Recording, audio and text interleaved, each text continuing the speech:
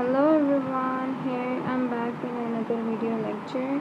और आज हम जिस चीज़ को डिस्कस करने वाले हैं वो है हमारे पास sustain translatory joint play techniques. ठीक है, जो सबसे पहले हम डिस्कस कर रहे हैं वो हमारे पास आ जाती है सस्टेन। बेसिकली हम इसका मतलब देख लेते हैं कि sustain translatory joint play techniques का मतलब है क्या। ठीक है, सिंपली ऐसी टेक्निक्स होती हैं जिनमें हम जॉइंट प्ले को तब देख रहे हैं जब हम सिर्फ ट्रांसलेटरी मोशन में देख रहे हैं। ठीक है, ट्रांसलेटरी मोशन में देख रहे हैं और सस्टेन देख रहे हैं। ठीक है, यहाँ पे हमने ऑसिलेशंस की कोई बात नहीं की जैसे मेटलैंड के कॉन्सेप्ट में की थी। ठीक है, यहाँ पे आप सिंपली आप डिस्ट्रैक्ट करके उसको 5 to 10 मिनट्स का होल्ड देते हो। ठीक है, होल्ड देने के बाद आप क्या करते हो कि उसको दोबारा से रिलीज़ कर देते हो। ठीक है, ये होता है हमारे पास sustain translatory joint play techniques. इसी कॉन्सेप्ट को इस बुक में इन्होंने मेंशन नहीं किया, लेकिन इसी कॉन्सेप्ट को हम केल्टन बॉन्ड का कॉन्सेप्ट भी कहते हैं।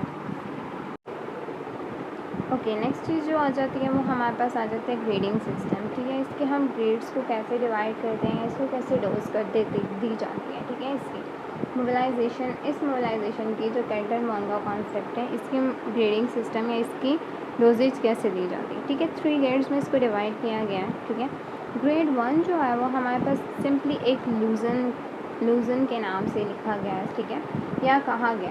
ठीक है, सिंपल सी एक बात है कि जब हम जॉइंट को डिस्ट्रैक्ट करेंगे, जैसे हम जॉइंट को एक दूसरे से दूर लेके जाना चाहेंगे। ठीक है, यहाँ पे स्मॉल एम्पलीट्यूड की डिस्ट्रैक्शन अप्लाई करेंगे जहाँ पे कोई स्ट्रेस अप्लाई नहीं होगा कैप्सूल या कोई भी लिगामेंट्स में। जैसे कि ये 2 फिंगर्स रखी मैंने और हमने ये बात की कि अगर तो मैं ग्रेड 1 में देखना चाहती हूँ, ठीक है, तो मैं स्लाइटली से डिस्ट्रैक्ट करूँगी, लेकिन इतना डिस्ट्रैक्ट करूँगी कि मेरे पास स्ट्रक्चर्स में थोड़ी लूजनिंग रह जाए। ठीक है, थोड़े लूज स्ट्रक्चर हैं।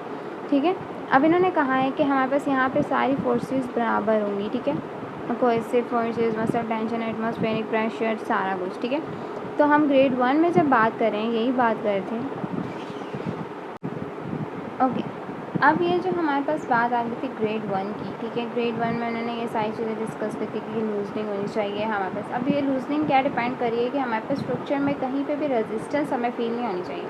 रेजिस्टेंस से पहले या रेजिस्टेंस के भी क्या बिल्कुल स्टार्ट में। ठीक है, ये आप तब, क्योंकि हम लोग यहाँ पे जो ग्रेड 1 दे रहे हैं, यहाँ पे हमारे पास स्ट्रक्चर्स में हमें लूजनिंग फील होनी चाहिए। ठीक है, ये सारी मैनिपुलेशन, मैनुअल थेरेपी, मोबिलाइजेशन, हर चीज़ जो होती है ना वो आपकी फीलिंग के ऊपर डिपेंड करती है। फिजियोथेरेपिस्ट कैसे इस चीज़ को फील करता है ना, ये सारी चीज़ें इस चीज़ पे, इस पर डिपेंड कर रही होती है। ठीक है, तो जो ग्रेड 1 है वही है। ग्रेड 2 पे आप जो बेसिकली आते हैं तो आप डिस्ट्रैक्ट करते हैं थोड़ा सा ज़्यादा। ठीक है, मतलब थोड़ा सा इतना ज़्यादा होगा कि जैसे अगर मैं कहूँ कि इतनी डिस्ट्रैक्शन दी जाए जहाँ पे टिश्यूज़ जो हैं वो टाइटन होना स्टार्ट हो जाए। ठीक है, इतनी डिस्ट्रैक्शन दी जाए। ठीक है, फॉर एग्जांपल ग्रेड 1 में मैंने बात की थोड़ी दी जाएगी, ग्रेड 2 में थोड़ी सी उससे ज़्यादा दी जाएगी। ठीक है, अब जब यहाँ पे हमने बात की ग्रेड 2 की, ठीक है, तो अब हमने डिस्ट्रैक्शन तो दी। ठीक है, लेकिन अब जाहिर सी बात है यहाँ पे इन्होंने मेंशन नहीं किया हुआ, बट हम इस ग्रेड 2 को 2 में दो फेजेज़ में डिवाइड करते हैं। ठीक है, 2 फेजेज़ में हम डिवाइड करते हैं, जिस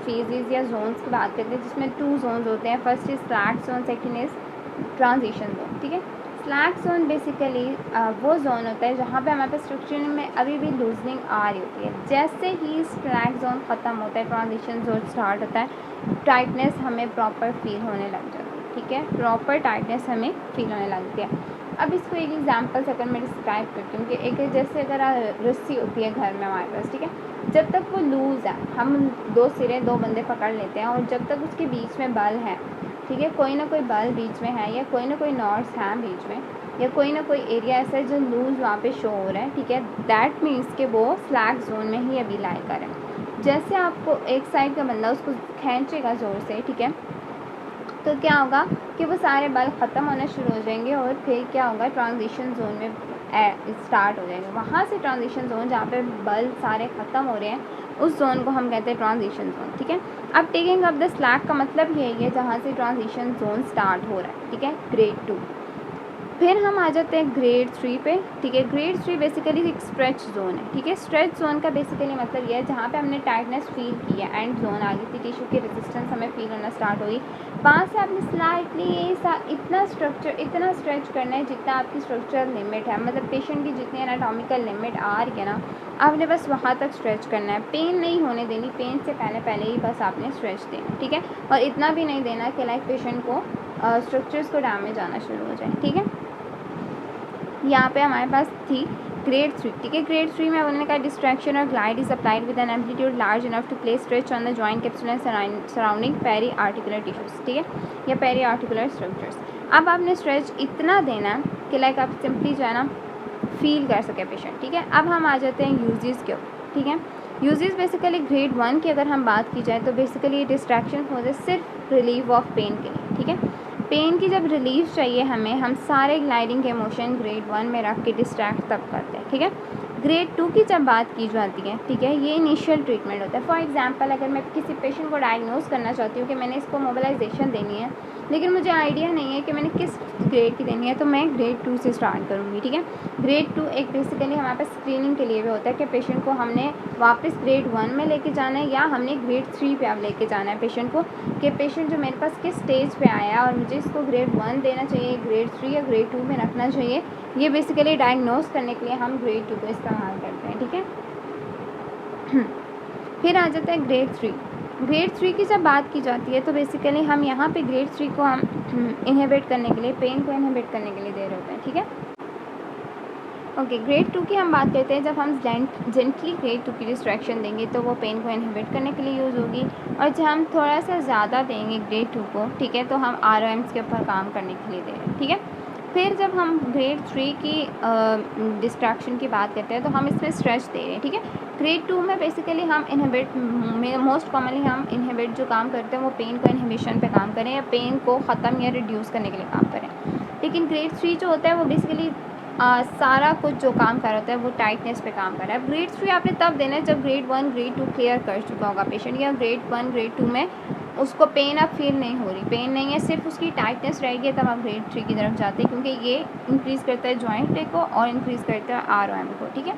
अब जो इसमें ग्रेडिंग सिस्टम यूज़ हो रहा है वो दो तरह की उसमें टेक्निक्स हैं, डिस्ट्रैक्शन और ग्लाइड टेक्निक्स। डिस्ट्रैक्शन हमें पता है जॉइंट सर्फेसिस की सेपरेशन, और ग्लाइडिंग स्लाइडिंग हमें पता है कि मूवमेंट्स जो हमारे पास जॉइंट प्ले में आ रही होती हैं, ठीक है।